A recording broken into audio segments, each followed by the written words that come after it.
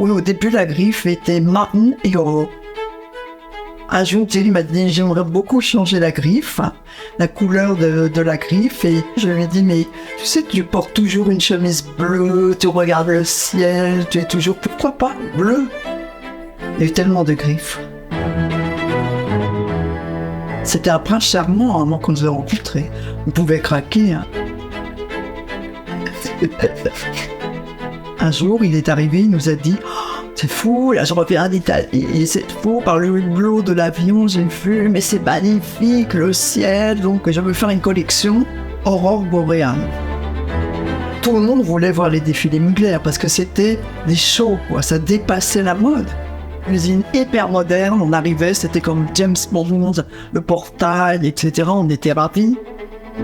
J'ai mis cette robe donc, de Thierry Mugler de la collection Les Voleuses, entièrement donc brodée de diamants.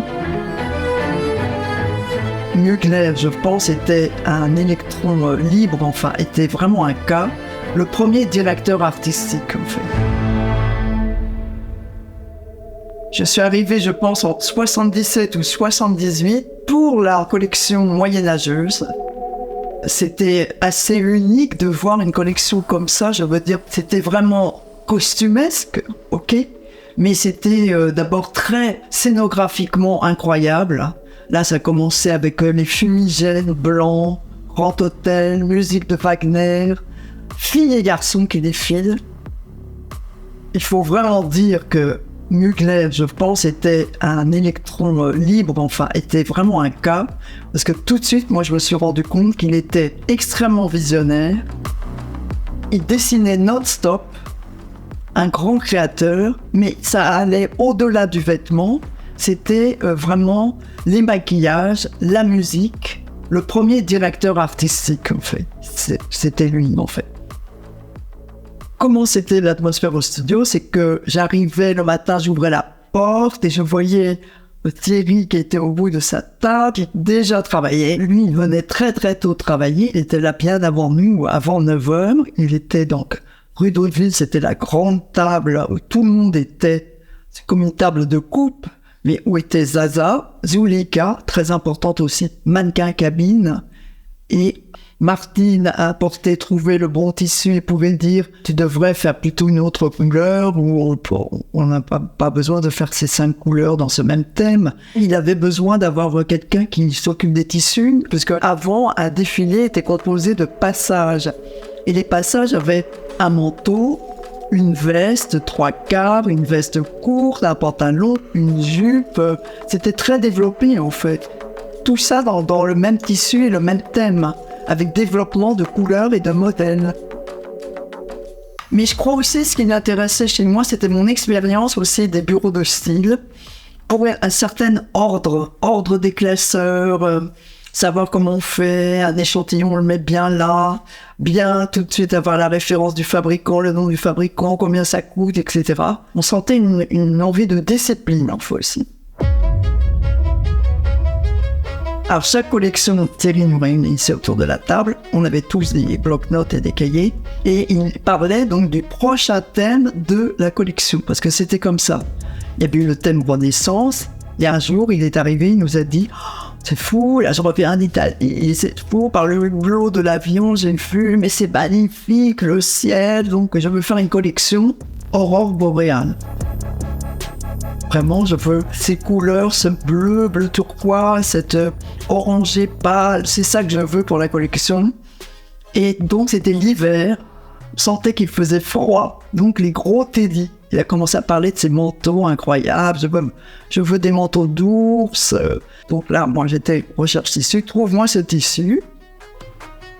Et là, on me vient une idée incroyable, c'est-à-dire, quand j'étais enfant, donc mon grand-père était représentant d'une maison de tissus de la Royère Leclerc. Et quand j'étais petite, il y avait un KGB où il gardait des archives comme ça. Et j'allais évidemment m'enfermer dans ce KGB. Et je trouvais des liasses de tissus et tout d'un coup, j'avais trouvé une houppette rose en fait. Parce que pendant la guerre, on ne pouvait plus faire les houpettes en cygne. Donc on les faisait en peluche rose. Je vois ça, évidemment, je craque. Et donc, je dis à Thierry, oh, ça y est, moi je l'ai, le tissu, c'est ça, je sais où on va le trouver. Donc j'ai appelé les gens, ils ont relancé les productions, alors avec des poils assez gros, en laine. C'était comme un velours de laine en fait. Et là, tout le monde a craqué, parce que non seulement Thierry Mugler a fait ses manteaux, après Montana a fait des manteaux avec ses patières, Anne-Marie Beretta, lui-même portait un manteau qu'il avait acheté au Puce en velours de laine comme ça, marron. Donc c'est pour ça qu'on l'appelait Ours. Ours. Parallèlement et dans l'emploi du temps de la maison, il y avait donc les grandes collections, ce qu'on appelait les collections de Paris, qui défilaient, et il y avait les collections de diffusion. Mais ces collections de diffusion étaient faites donc par Gino Chetti en Italie, avec qui on avait signé une licence, et eux, ils étaient fantastiques parce que ils avaient une usine de tissu, une usine pour la maille, donc on faisait tout là-bas. Toute cette collection, on voit des filles avec des chignons photographiés par Newton, les pulls très graphiques, géométriques, on n'aurait pas pu les faire à Paris. Ça, c'était fait en Italie. Aussi, je me souviens des tricots en alpaga, avec jupe en alpaga et chemisée de satin. C'était hyper chic, en fait. À ce moment-là, Thierry Mugler, c'était vraiment des vêtements pour des power women, mais c'était quand même très portable. Monsieur Mugler venait avec nous, surtout les premières fois. D'abord, pour signer le contrat, la première fois. L'usine hyper moderne, on arrivait, c'était comme James Bond, le portail, etc. On était ravis. Donc on arrive et une grosse réunion avec la personne qui était responsable de la maille, la personne qui était responsable des pantalons, la personne responsable des vestes. Enfin, tout était très cloisonné au début. Donc Zaza parlait couramment l'italien, comme elle parle, je sais pas combien de langues. Enfin, c'est incroyable. Thierry m'a dit, ah non, je ne t'ai pas amené ici pour que tu regardes seulement, donc tu parles et tu t'y mets. Parler italien, donc ça a commencé, les Spaltini, Potoni, etc. Et c'est vrai que j'ai appris l'italien très vite, en fait. Mais quand on y allait, donc c'était avec les croquis de M. Mugler, et on devait faire tout pour respecter que ça soit exactement comme ça. C'était pas évident, parce que pour eux, ça leur paraissait quand même très difficile.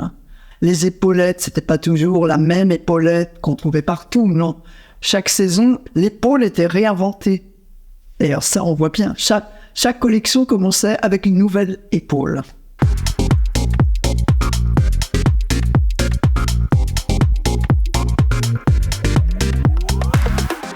Par exemple, une anecdote, un jour Thierry dessinait, il voulait que toute la collection soit eau et feu. Alors il y avait 2 coloris, turquoise, orange. Je vous dis pas les commerciaux comme ils étaient contents. Alors ils avaient fait un dégradé comme l'imprimé feu, mais au lieu de le faire dégradé bleu, c'était l'eau, dégradé orange, le feu. Dégradé noir, alors évidemment, il était furieux parce qu'eux, ils voulaient toujours rajouter, voilà. C'était ça à la fin, le deal avec la collection de diffusion, c'est qu'il fallait toujours des choses commerciales.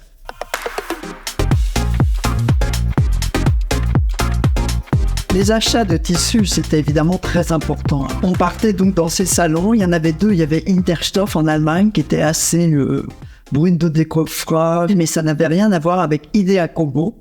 Idea Como, donc c'était la rencontre avec tous les tisseurs italiens et aussi les Lyonnais et tous les fabricants louaient des chambres à la Villa d'Este. Tout le monde de la mode était là.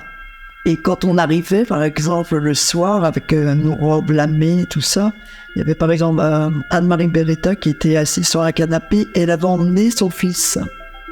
Et le petit garçon qui dormait un peu, il s'est réveillé, il a dit « Ah bon, des extraterrestres !»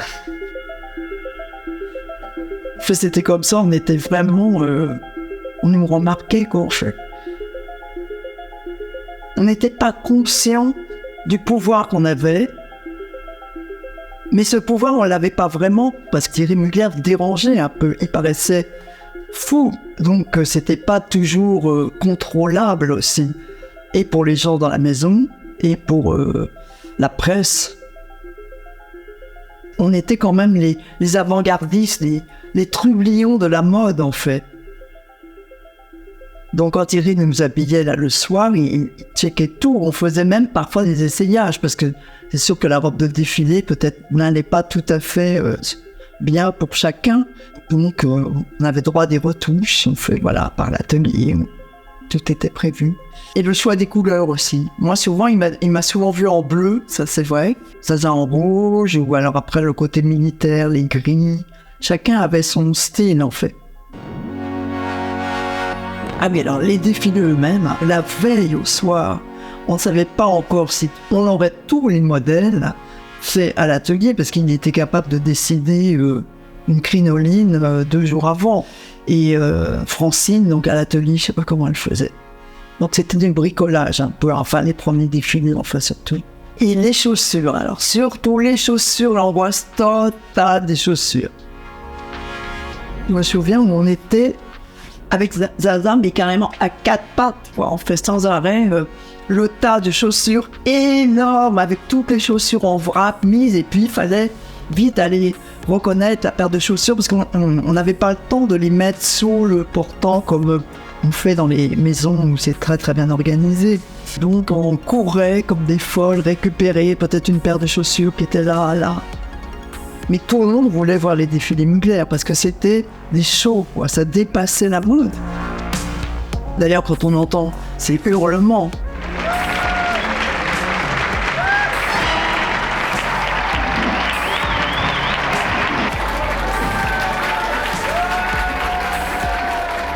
il n'y avait pas ça chez Saint-Laurent, enfin.